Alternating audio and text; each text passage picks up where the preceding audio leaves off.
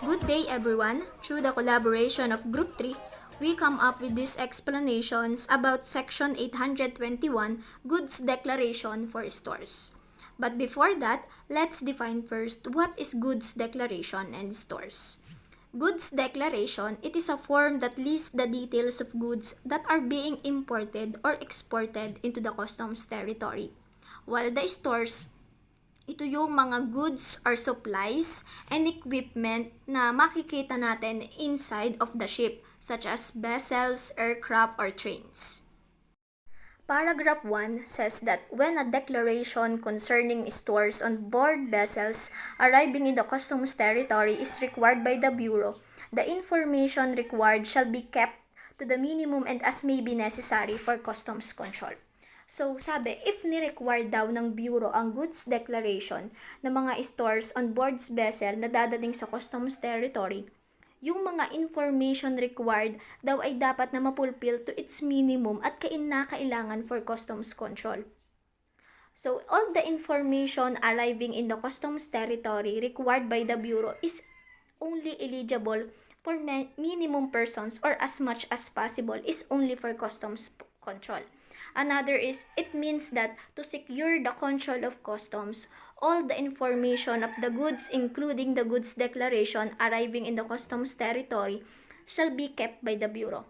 With this, it will be a great help with the customs when there's a conflict about the storing and getting out of the goods. They can easily find out what is the problem.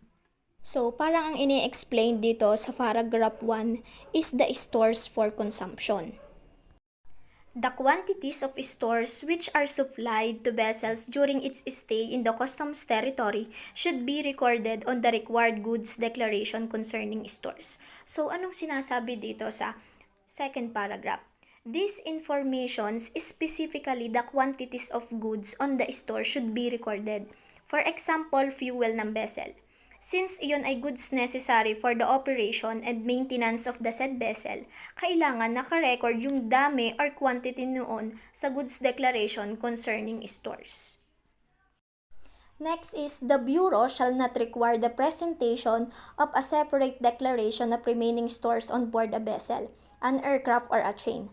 No separate declaration concerning stores should be required upon departure of vessels from the customs territory. When a declaration is required concerning stores taken on board the vessels or aircrafts upon departure from the customs territory, the information required shall be kept to the minimum as may be necessary for customs control. So, ano bang sinasabi dito in this paragraph? So, the remaining stores on board a vessel, an aircraft, or a train ay hindi kinakailangan magbigay ng presentation of a separate declaration. Pero kung kinakailangan na may papeles or prerequisite, ang iba ba, kailangang sundin ang mga measures or requirements ng company or ng customs pero in a minimum lang. Walang labis, wala ring kulang sa papeles para mapadali lahat. For example, may natirang goods sa vessel, aircraft, or trains na hindi na i-require ni BOC ang presentation ng separate declaration. Kapag nakaalis na yung vessel mula sa customs territory, hindi na din kailangan ng separate declaration.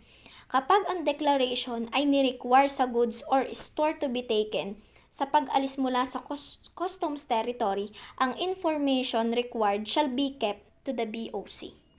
So, kung titingnan natin ang third sentence from this paragraph, so, parang ang ine-explain naman dito is the stores to be taken away. For the last paragraph of this section, it says that when a vessel, aircraft, or train arrives in the customs territory, stores on board shall. So, kapag daw dumating na ang vessel, aircraft, or train sa customs territory, ang goods or stores ay dapat A. Be cleared for consumption or placed under another customs procedure subject to compliance with the conditions and formalities applicable in each case. So, when a vessel, aircraft, or train arrives in the customs territory, stores on board should undergo in a procedure. For example, nire-require ng Bureau na mag-undergo ng quarantine. So, kailangan nila yun sundin kasi nga condition yun ng Bureau. Kailangan nilang malaman lahat ng mga condition para walang maging problema. So, they should know the terms and conditions in each goods. Or letter B, subject to prior authorization by the Bureau, be transferred respectively to another vessel, aircraft, or train assigned to an international route. So, kailangan na may authorization mula sa Bureau kapag magta-transfer ka ng goods sa ibang barko, eroplano, or train na dadalhin sa iba pang bansa. Thank you everyone for watching. I hope you learned something from this video.